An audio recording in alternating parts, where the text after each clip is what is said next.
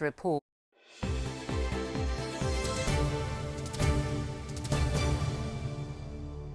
Good evening and welcome to a news and sport update from Granada Reports. First tonight, drugs and a gun have been seized from a property hours after a suspect was shot by police in Bury. Officers tried to stop a car on Bury New Road yesterday afternoon, but the driver drove directly at them. One officer opened fire, striking the 20-year-old man in the arm. He was arrested on suspicion of supplying drugs. Investigators have since searched a property in Radcliffe and found a firearm and drugs. Next, the Isle of Man Police Force is reaching out to officers in the UK to transfer to the island as part of a recruitment drive. The force says a high number of active officers are soon set to retire, leaving vacancies within the Manx force. Joshua Stokes reports. Good afternoon, sir. Hello, excuse me. Arriving on the scene to lay down the law. So I am going to be arresting you on suspicion of taking a vehicle without the owner's consent. At first glance, this may seem like a serious arrest, but it's actually a training exercise. Please, can I request some transport to custody, please? Part of a 16-week starter programme for new recruits joining the Isle of Man Constabulary as they gear up for all aspects of island policing. I think I'm feeling like my confidence is getting up the more and more that we do. I'm settling in, feeling confident, knowing what I'm doing, knowing what my powers of entry are, knowing when I can arrest, and the whys around it. With a number of officers expected to retire over the next year, this recruitment drive is essential, with the force now reaching out to transferees from the UK.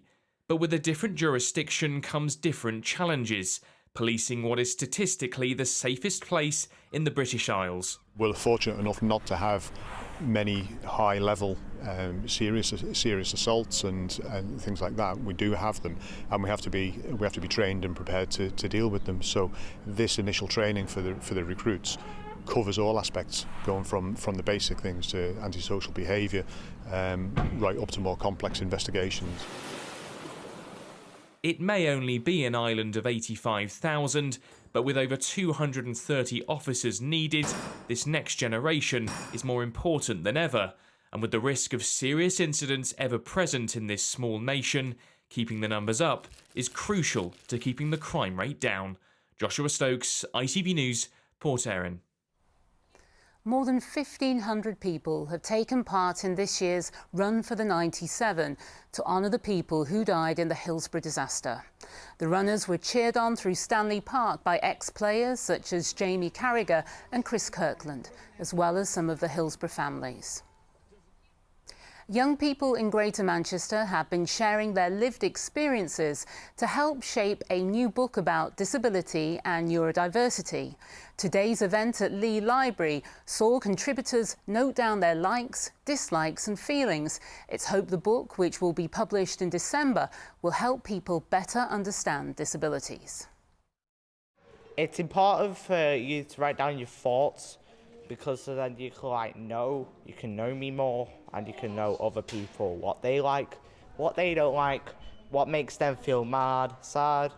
So all the questions that I wrote down today is, what made you feel confident? One of the answers I wrote is being on ITV.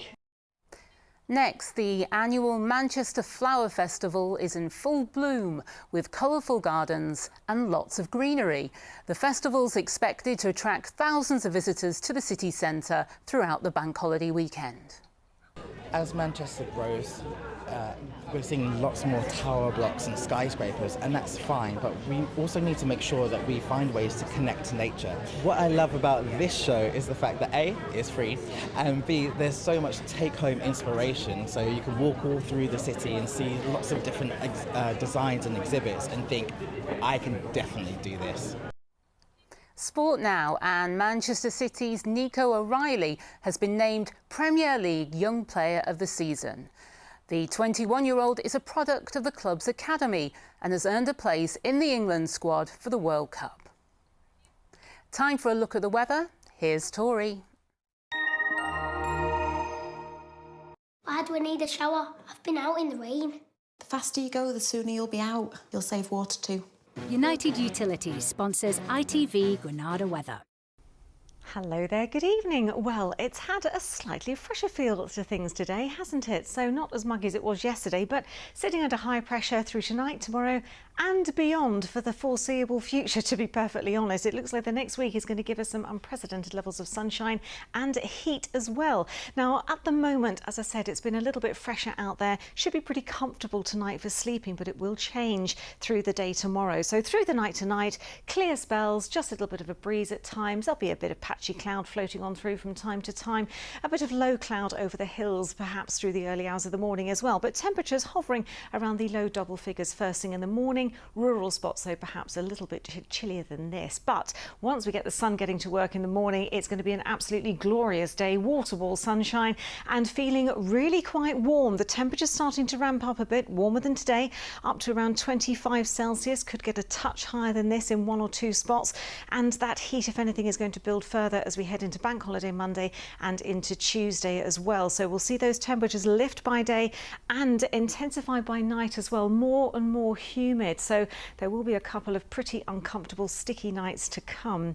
So that's something to watch out for if you're not a fan of the heat. It's the humidity, I think, that can make it so uncomfortable. And it's not going to be till Thursday onwards we might start to see those temperatures start to drop off again.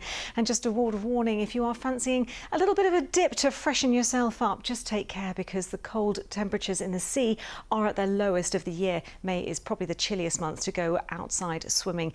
But the UV index is high. Take care in all the sunshine heading our way. United Utilities sponsors ITV Granada Weather.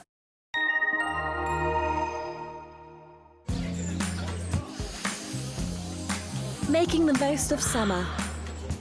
Piri sponsors ITV Pollen Count. And we're still in between pollen seasons at the moment, so the tree pollen has all really gone. Grass pollen yet to pick up, but I'm sure that will change towards the end of the coming week. Well, that's all for tonight. We'll be back tomorrow for another update just before 7. But for now, enjoy the rest of your bank holiday weekend. Bye-bye.